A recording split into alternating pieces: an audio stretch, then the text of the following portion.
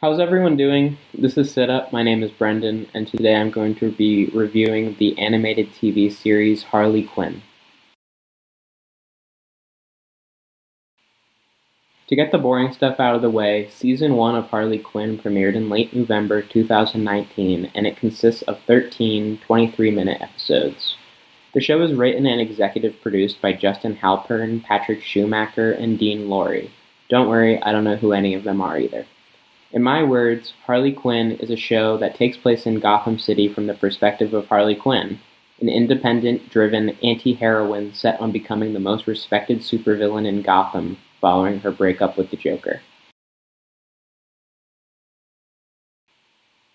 One of the first things you are going to notice is how much star power this show has in the voice acting department. For the main characters, you have Kaylee Cuoco, aka Penny from The Big Bang Theory, as Harley, Lake Bell as Poison Ivy, who I found out I know best from the movie called A Good Old-Fashioned Orgy, as revealing as that is to say. Rob Funches, who I was not familiar with at all, but did a great job as King Shark. Tony Hale, aka Buster from Arrested Development, as Dr. Psycho. And Alan Tudyk as Clayface and the Joker. I think the character Frank the Plant, voiced by J.B. Smoove, was hilarious. I think Wanda Sykes was commanding in her role as Queen of Fables. I was a big fan of the portrayal of Scarecrow by Rahul Kohli. I like the disheveled Commissioner Gordon character portrayed by Christopher Maloney, and I think Tom Kenny, the voice of SpongeBob SquarePants, as Clayface's hand, was outrageously perfect. At the end of the day, the name of the show is Harley Quinn, and fortunately, she is an awesome character. Her drive is that she wants to be a supervillain in her own right, independent of the Joker. She wants to be respected and feared. She's a villain who can give a hit and take a hit. Through the course of the season, you will watch Harley become independent, build a crew, find a home, gain criminal clout. Am I using that word correctly? It's just so dumb. Anyway, and fulfill her dreams only to lose everything. Along the way, you learn insights into Harley's history not only with the Joker, but into her troubled family life. The show is pretty filthy when it comes to language, if that is the sort of thing you care about. I watched all the episodes on the Sci-Fi Channel and was surprised to find that while the show did use the word fuck a lot, it was not censored. Despite this, the word cunt was censored the few times it was used in the season. I guess people don't like to hear the word cunt. I personally don't have anything against the word cunt. Cunt.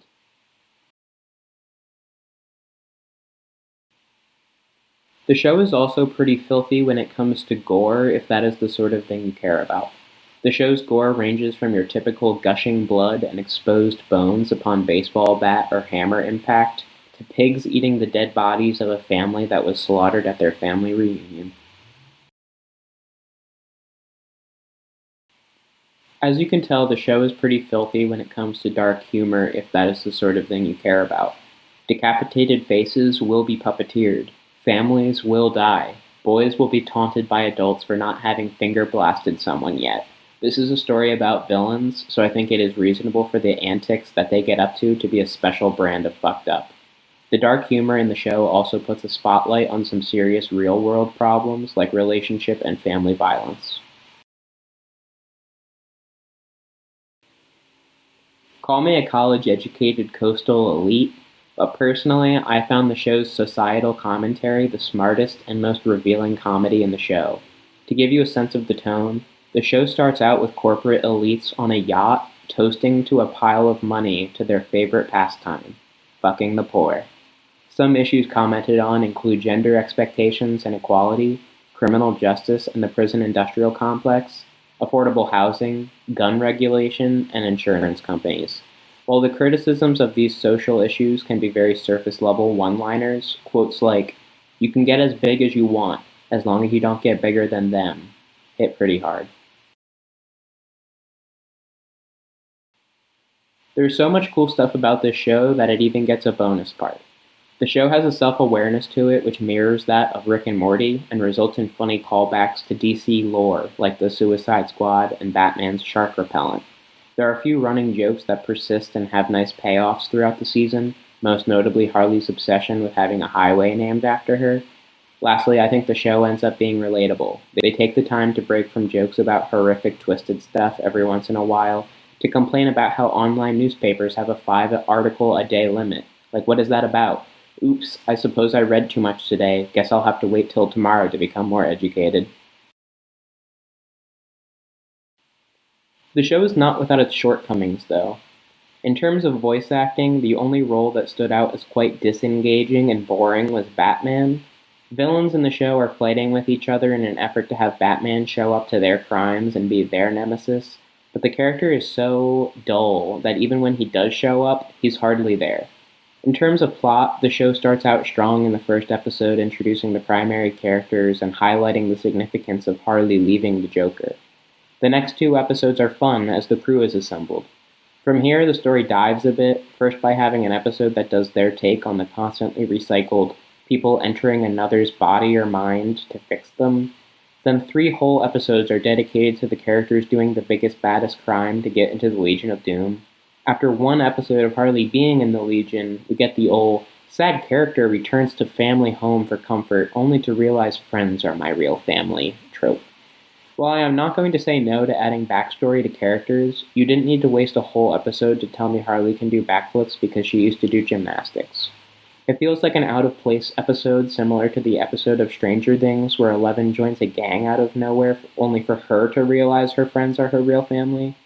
Anyway, the next 2 episodes are suspenseful, and the conclusion feels a bit messy and predictable, but does tie things up nicely enough.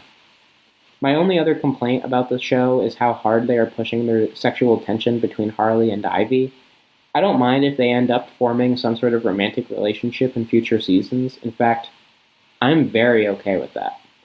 But I just think continuing to show the growth of their bond over the course of the season would have worked better than shoving the obvious sexual tensions down my throat in the first episode. This makes Ivy's romantic relationship with Kite Man seem hollow since I already know it's going to fail because I know ultimately Harley and Ivy are going to end up together.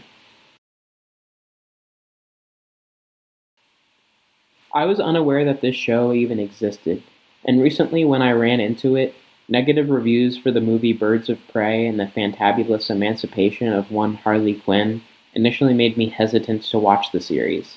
I am here to tell you Harley Quinn the animated series, while similar to the film, is vastly different. In the movie, Joker breaks up with Harley. In the cartoon, Harley makes the decision. In the movie, Harley's crew is made up of no-name, forgettable women villains. In the show, the crew is made up of no-name male villains. But the characters are so funny and distinct that you can't forget them. Lastly, the movie does not include the Poison Ivy character, and in the show, Ivy is a reluctant member of the crew, but still Harley's right-hand woman. While the people complained that the movie was trying to shove feminism down the audience's throat, a sentiment I don't really agree with, the show has a more organic, covert, effective feminist message. Harley takes the initiative to end the relationship with the Joker. Harley gets male criminals to follow and be a part of her crew, and Harley wants to stand atop the criminal underworld patriarchy. The movie also came out after the animated series, so instead of viewing the TV show as a cash grab remake of the movie, it's actually the other way around. Harley Quinn Season 1 tells the unique, energized, and edgy story of a female villain trying to make it in a male villain-dominated world. The dark humor, cursing, and gore gets your attention, but it's the relatable comedy and passing jokes where villains discuss the systems of oppression present in Gotham City and in our real world that make us connect. What puts this show on another level is how it can lead to viewer introspection. In episode 10, Harley returning and facing her dysfunctional family may lead viewers to consider how her home life may have led to her life of crime. If the show can get viewers to consider this, it opens the door for people to consider how these types of things can affect people in our own society, and what can be done to help. Despite the clever storytelling, it does at times rely on boring relationship, passive-aggressive tropes to drive the narrative forward. I'm giving Season 1 of Harley Quinn a 7 out of 10. Overall, the show was fresh, clever, funny, and dark, but episode plots felt recycled within a single season, and the relationship arcs felt predictable and pushed. Thanks for watching. I hope you enjoyed my review and analysis. Leave a comment if you think there is something I missed, or if there is anything you think I should review next. Have a good one, and be safe.